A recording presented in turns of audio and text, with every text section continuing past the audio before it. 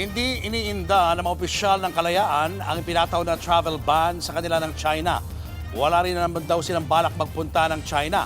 Nasa frontline ng balitang yan si Gio Robles. Wala din po akong plano talaga. Hindi minsan na magpaplano na mag-bisita sa kanilang teritoryo.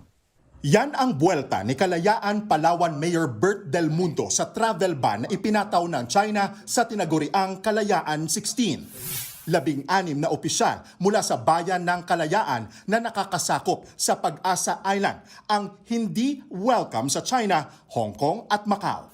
Tugon yan ng Beijing sa pagdeklarang persona non grata kay Chinese Ambassador Jing Chuen sa Kalayaan Island Group.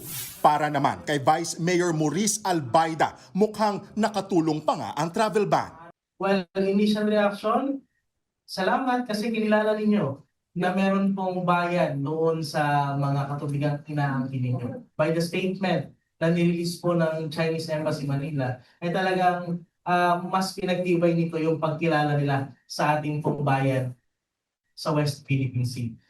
Sa kabila niyan, nanawagan sila sa mga senador na magkaisa sa iisang layunin sa ating teritoryo. Suportado yan ni dating Senior Associate Justice Antonio Carpio. Anya, dapat maging maingat ang mga senador sa kanilang opinyon na baka makasama pa sa bansa. Those who take their oath of office, they say they will defend the Philippine Constitution. And in the Philippine Constitution, the territory is there. So if you're a government official, you should be careful because you have taken an oath to defend the Constitution. Una nang naging kontrobersyal si Senador Rodante Marcoleta nang sabihing isuko na lang ang Kalayaan Island Group at si Senador Alan Peter Cayetano na pinagsusori si PCG spokesperson for the West Philippine Sea, Jay Tariela sa China dahil sa paggamit ng caricature ni Chinese President Xi Jinping. Ayon kay DFA spokesperson on Maritime Affairs, Rogelio Villanueva, pinahahalagahan nila ang dialogo sa kanilang counterpart. As such, we urge the Chinese Embassy to be constructive in its statements towards a healthy dialogue despite major differences with a view to advance the overall bilateral relationship. Hindi naman direktang tinawag na retaliation ng Malacanang ang travel ban ng China. Kung ano man po ang naging desisyon at polisiya ng China ay hindi naman po natin to saklaw.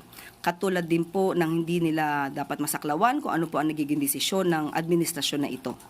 Aminado si Chinese Ambassador Jing Chuen na may mga ingay umanong nagpapalaganap ng maling naratibo at nag-uudyok ng komprontasyon habang umuusad ang kooperasyon sa pagitan ng China at Pilipinas. We cannot allow those misinformation to mislead the public or undermine bilateral relations. One way, one may easily win a confrontation with a smaller neighbor, but you hurt your relations with the neighbor for a long, long time. That's why Chinese side always advocates dialogue. Let's sit down, let's talk, let's find ways to manage differences.